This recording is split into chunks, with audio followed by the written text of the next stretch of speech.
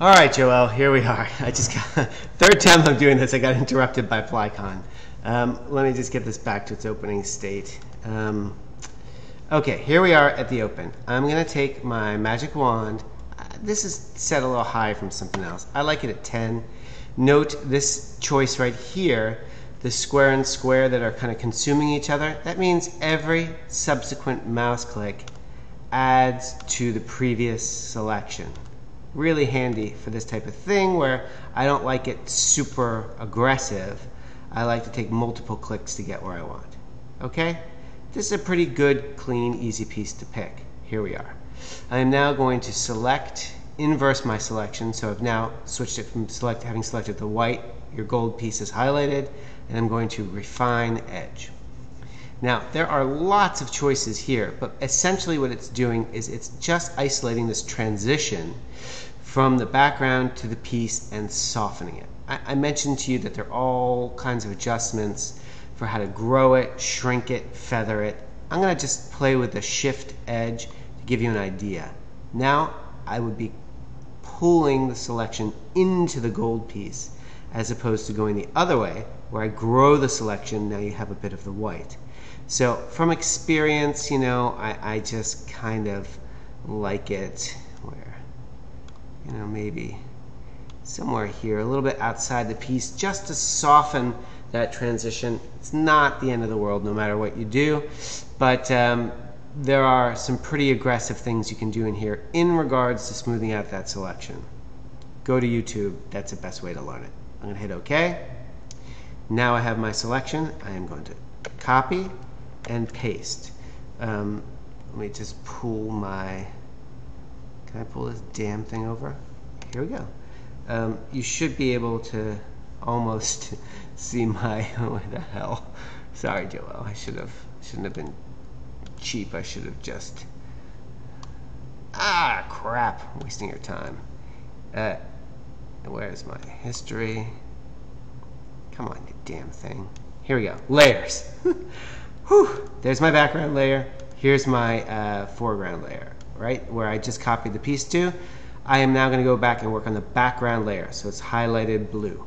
What I'm going to do, image, adjust, desaturate. That's going to take care of your pinkiness. What it's done, it has turned your image into a black and white. As you can see, I just toggled off the copy and pasted layer so you can see we are black and white. Let's leave your Goldie back on. I'm still highlighted on the background layer. I am now going to go in and go Image, Adjustments, Exposure. Let's pull this in so you can see it. I am going to be watching your shadow, okay? And you'll see everything is going to start pushing towards white, but I want that shadow to be natural. See, if I go all the way, we now have a piece floating on white, but I want to preserve that shadow as best I can. Now, I'm going to just bring it down, get close. Now, I know a thing or two about shadows, and I know that this shadow is actually best served somewhere in this area. And what I'm looking at is I'm watching this leading edge. You'll see when I come down too far that, I'm sorry, I just went the wrong way because I'm an idiot. When I go the wrong way, like right now, that shadow is blocky and unnatural looking to me. I think it's just too far.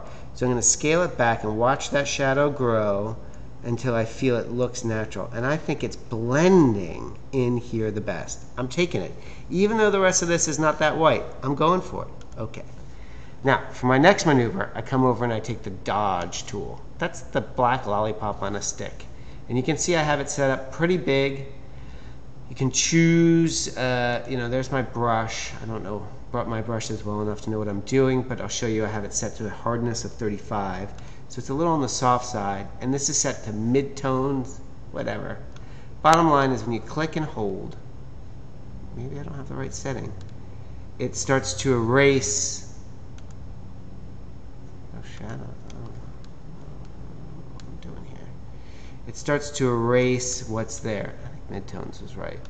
So I was screwing around with this the last time I was there, which is why it's not behaving. And you see, I can't affect the gold piece because it's sitting on its own layer. But what I like about this tool when it's properly set up, which mine is not. It's not aggressive enough right now. Something is wrong, Joel. I think it's the hardness setting. I'm going to take that up. It really is supposed to... no. I don't really know what's going on here. You can see how when I come over your shadow, how it kind of wipes it out and makes it softer. I'm going to have to look into this tool a little bit more. I'm not thrilled with the settings nor the results. I'm actually going to undo this and come back and do it one more time. I'll show you another tool that I use in a second. I'm just going to focus on your shadow, which I want to be a little bit more natural, especially in here.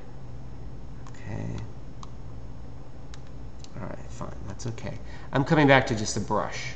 Taking my brush tool, setting it a little big. I have it set to white, and I'm now going to just whiten this sucker up and set it bigger so I don't miss anything. There we go. I can just take a few strokes here. Now we are going pure white here. No doubt about that. And I'm not going to get too close because I don't want to kill your shadow.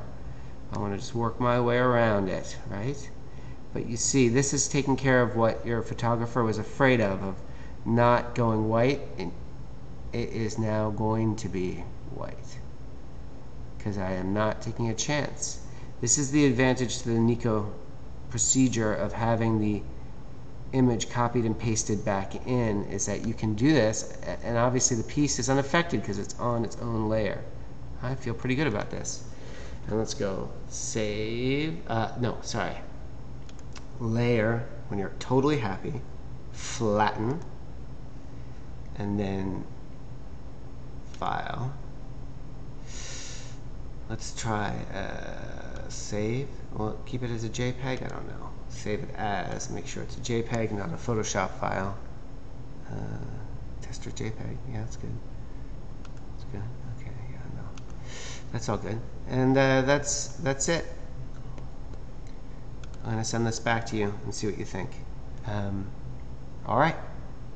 Sorry, that was a little long-winded. So it made it a bit more complicated than it had to be just because of that poorly set up dodge tool.